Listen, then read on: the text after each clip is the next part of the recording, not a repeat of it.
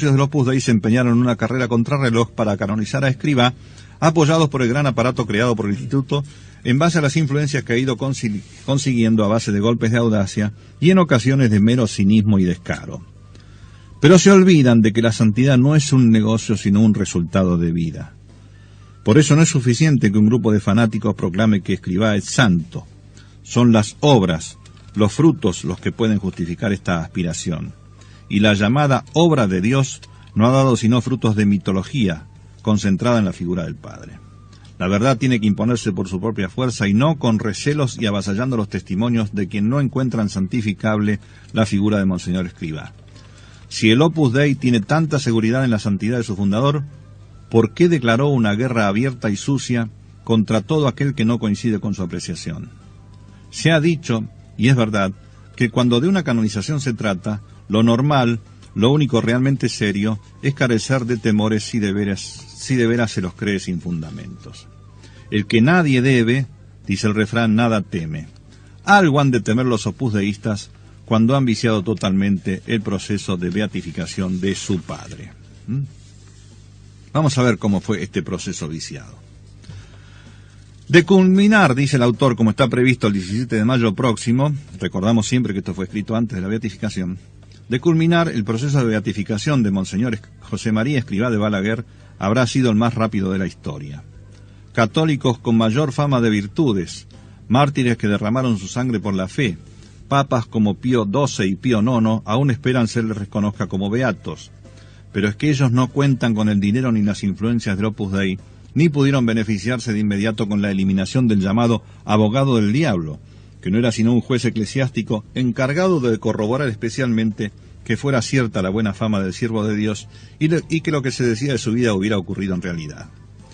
Ahora esa figura ya no existe, y bien que se aprovechó de ello la obra para influir en los jueces del proceso, eliminar cualquier testimonio contrario a Escrivá, evitar que siquiera pudieran declarar los testigos no promovidos por ellos, calumniar a quienes pretendían hacer oír sus experiencias sobre las no virtudes del padre, y hasta lograr que se dejara de lado el voto negativo de 2 jueces que no se dejaron convencer por la aplanadora Opus Deísta. La obra, señala un periodista madrileño, ha trabajado inmensamente por la beatificación. A la muerte de Escrivá en 1975, montó oficinas históricas para recoger todos los datos de que se dispusieran en el mundo sobre su fundador, incluso las anécdotas más nimias.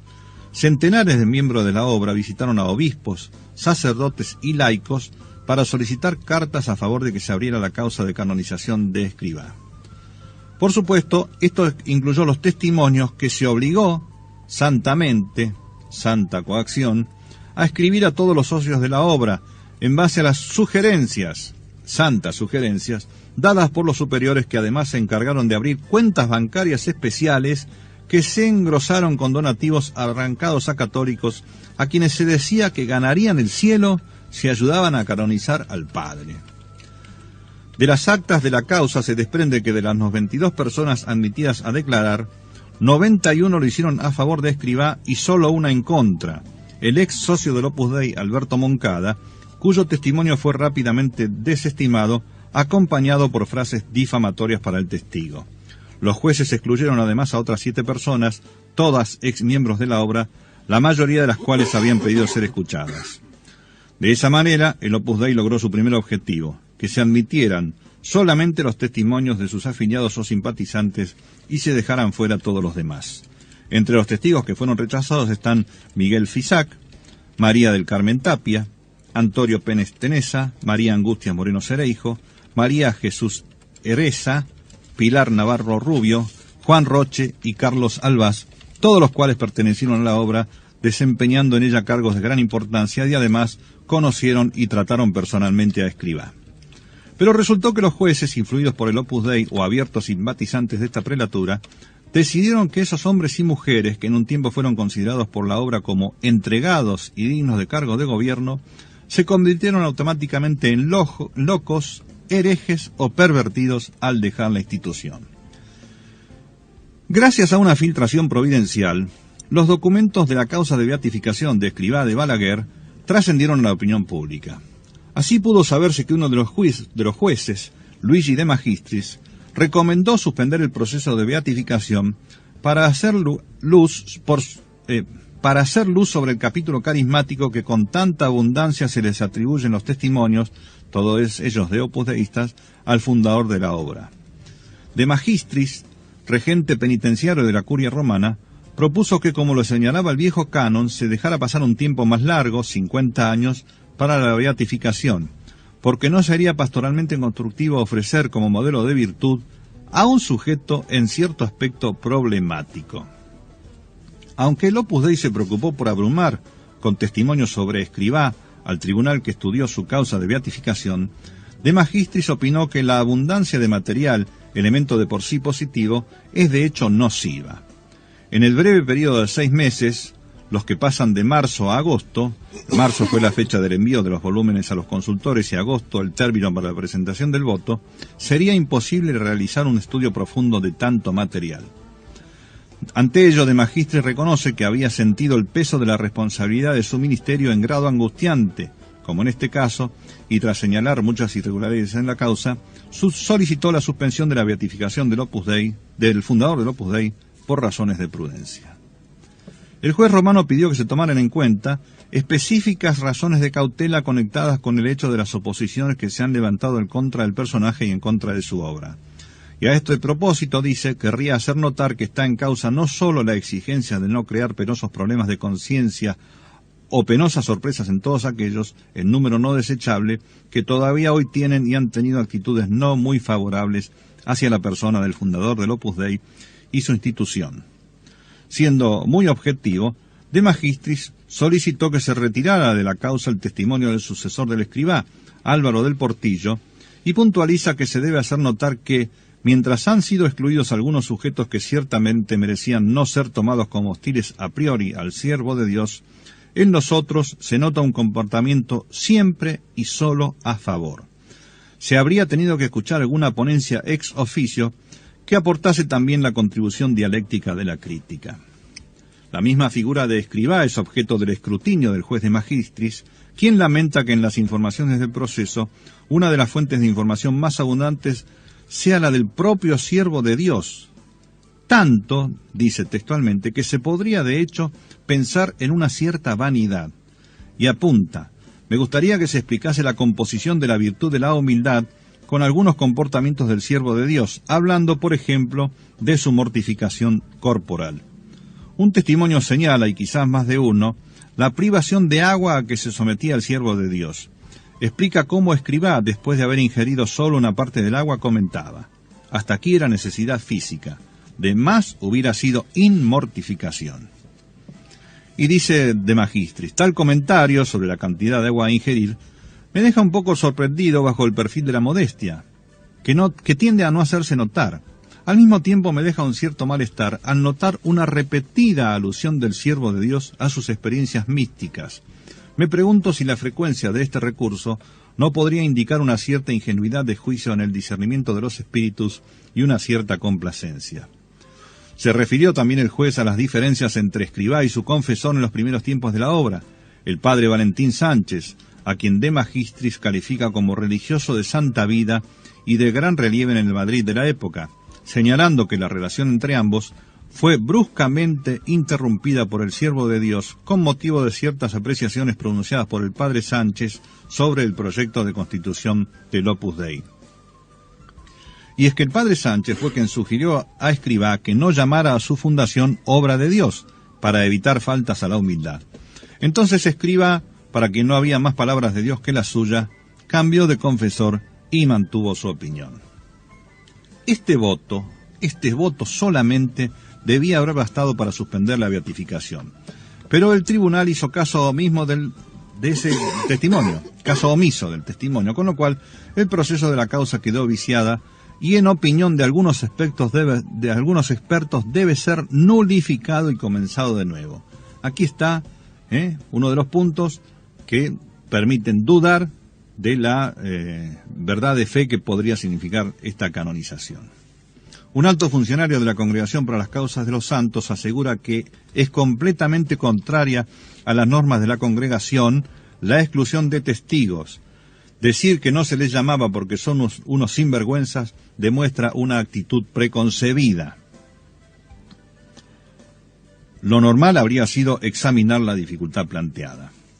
Añade el funcionario que es muy normal aguardar 30 o 40 años de la muerte de un encausado con gran relevancia pública. Es el tiempo necesario para que se hayan apagado las repercusiones inmediatas de su conducta y para entender mejor su papel en la historia de la Iglesia. Por eso se mantiene en espera la causa de los papas Pío IX, Pío XII o Juan XXIII. Lo que ha ocurrido con el fundador del Opus Dei no ha seguido un hito normal. Un conocido teólogo, Giancarlo Roca, opina que la excesiva velocidad del proceso no beneficia a nadie y pone en tela de juicio su legitimidad. La mayor parte de los archivos eclesiásticos y civiles sobre el período de la vida de Escrivá están aún cerrados.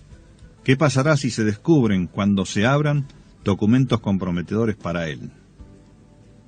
Pero estas anomalías, que incluyeron la mencionada exclusión de testigos, aun de aquellos que el Código de Derecho Canónico establece debían ser llamadas en forma automática, como son todos los consanguíneos y afines al siervo de Dios y aquellos que tuvieron amistad e intimidad con él, bueno, todas estas anomalías no fueron todo.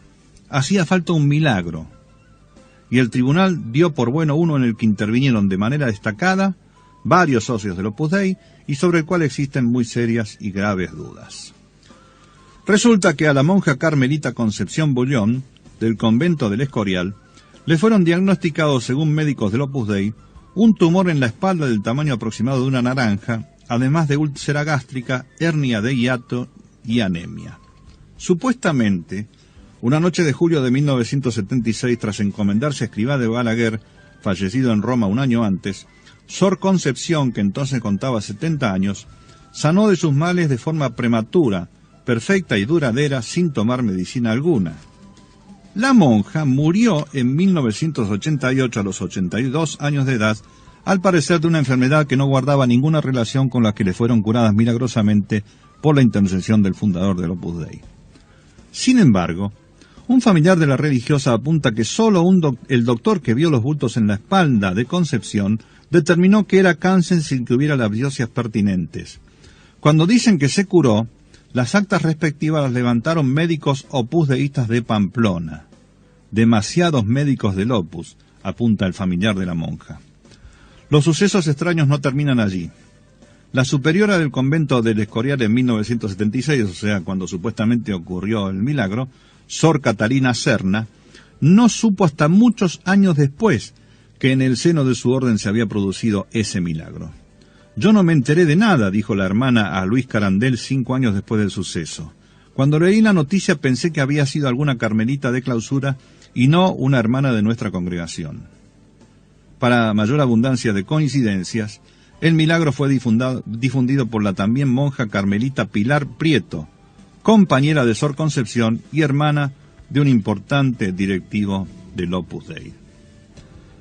Antes de esto, ya la obra había procurado otro milagro en la persona de una asociada que mejoró de una enfermedad tras ser operada en la clínica de la Universidad de Navarra, en Pamplona.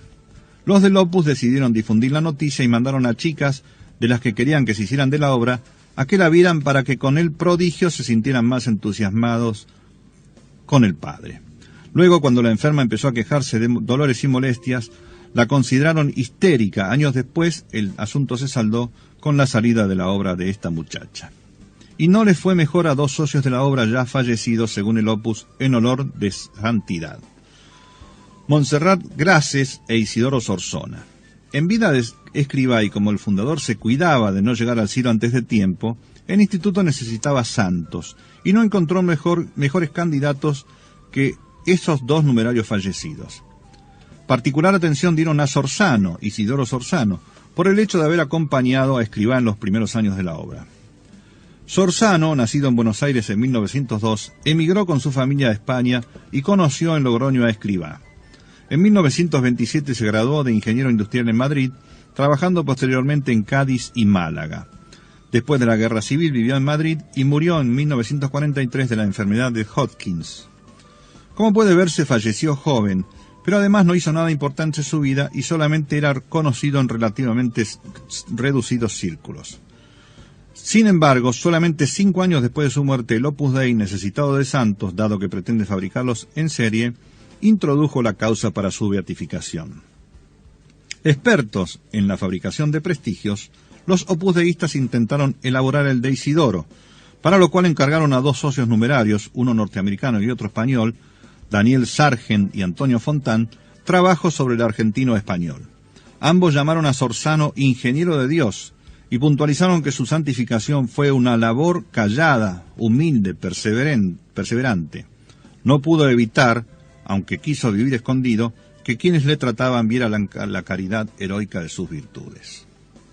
El verdadero mérito de Isidoro, en realidad, fue su relación con Escrivá, y esto era lo importante para los directivos de la obra. Fontán escribió que el espíritu del Opus Dei, que inspirara toda su vida, lo aprende en el contacto frecuente y heroico con el fundador y con los otros miembros. Lo frecuente era porque todos los meses iba de Málaga a Madrid para encontrar a Escrivá, y quizá lo heroico por el esfuerzo que representaban viajes tan constantes. Pero antes de conseguir la beatificación de Isidoro, murió Escrivá, y la causa de Sorzano ha quedado en el olvido. Era santo heroico, según ellos, pero ahora lo importante es, sin duda, para el Opus más importante, la santidad del Padre. Para consuelo de Isidoro, peor le ha ido a Montserrat Grases, de quien ya casi nadie se acuerda en la obra. ¿Qué busca el Opus Dei con la beatificación?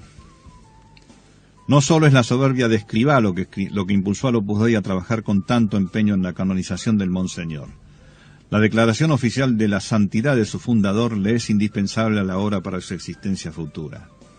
Dado que el Instituto afirma a sus prosélitos que en él encontrarán un camino seguro, el único camino para salvar sus almas y santificarse, porque la obra es desde su origen creación divina y estaba predestinada a ser una potente organización como hoy se presenta, nada mejor que un santo canonizado para preservar esa imagen. Y si el Opus Dei es, según sus seguidores, la obra de Dios, su fundador debe ser un elegido por la providencia divina para realizarla. Luego, Escrivá debe ser santo, no hay alternativa.